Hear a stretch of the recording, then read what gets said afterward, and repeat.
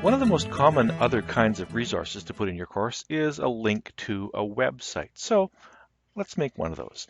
In the Mythology of Sea Monsters section, I'm going to click Add an Activity or Resource. I'm going to take way down to the bottom here and select URL. That's a Uniform Resource Locator. That's just the name for the address of something on the web. I'm going to click Add. I'm going to give it a name. Sea Monsters of the Orkney Islands. And I've gone and I found this page, this website. I'm going to paste the address of that website in the external URL, and I'm going to save.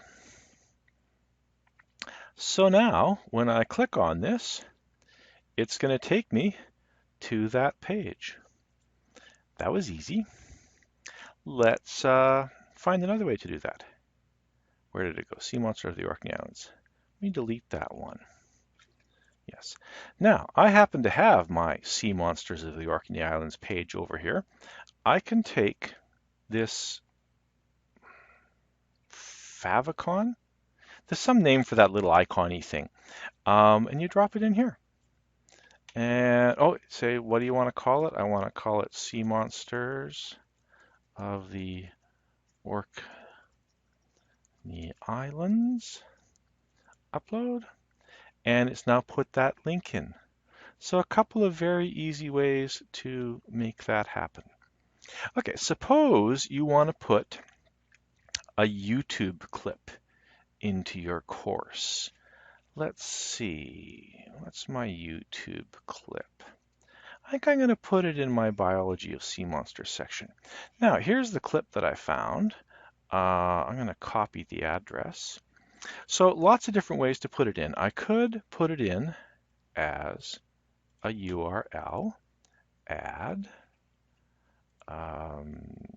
weird monsters, paste, save.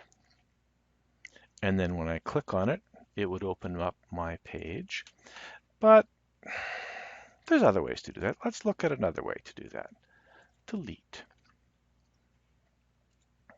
I'm going to make, just to be difficult, I'm going to make a label, add. And in this label text, I'm going to insert media.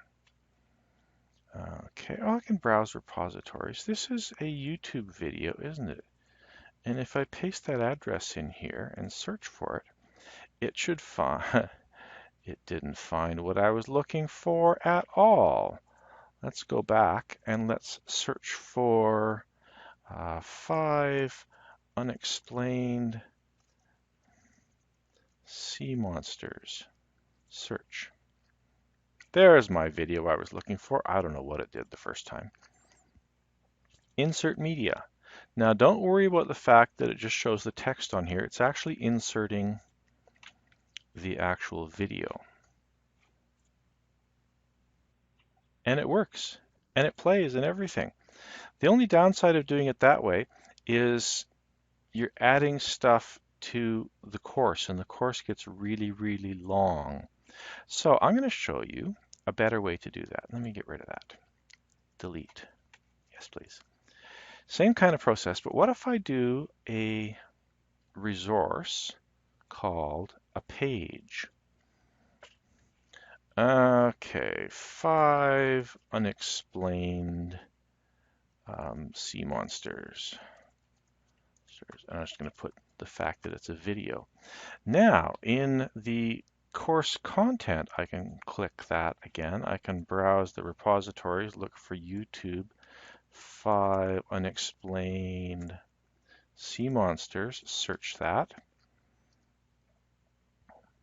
There's the video I want. Select this file, insert media, save and return to course. So now let's see how that works. So I haven't used up a whole lot of space, a lot of vertical space on my course, but if I click on it, it goes to a new page and embeds that video. Interesting trick. Okay, back to my course. Let's try that one more way. let's go and add a page. Okay. 5 monsters,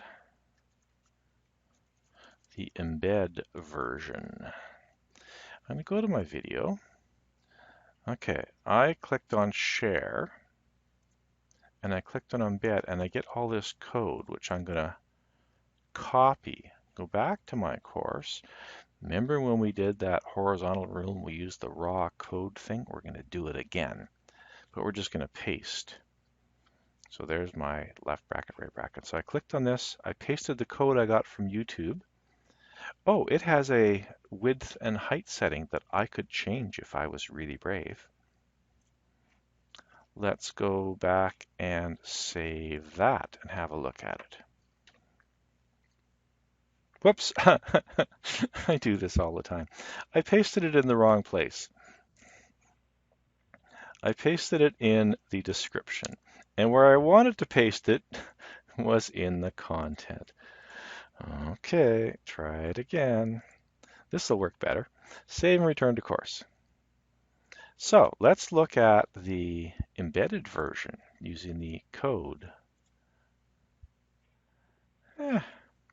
Doesn't look that much different to the version that had used the, oh, this one's centered for some reason, and a little smaller. This is the version that used the repository search YouTube, whereas my other version, I went to the website and used the embed code from the share. This is not bad because this is a page and I could put several videos on the page because they're not cluttering up the home page of the course. Okay, one more thing you can do with pages.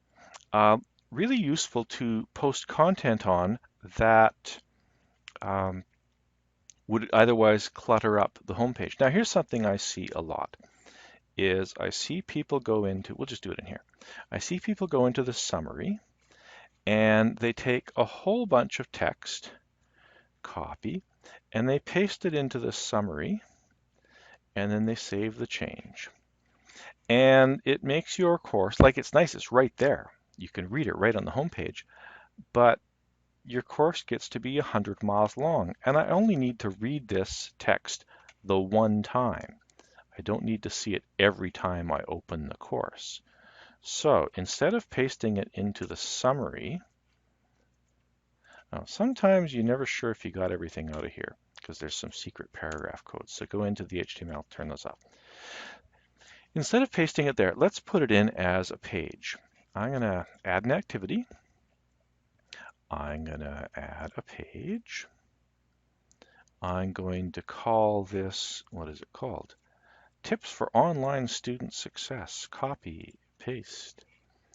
And then I'm going to take all of this text, copy, put it in the content, not in the description. I always do that. Save and return to course. Okay, so now let's turn the editing off and see what the students see.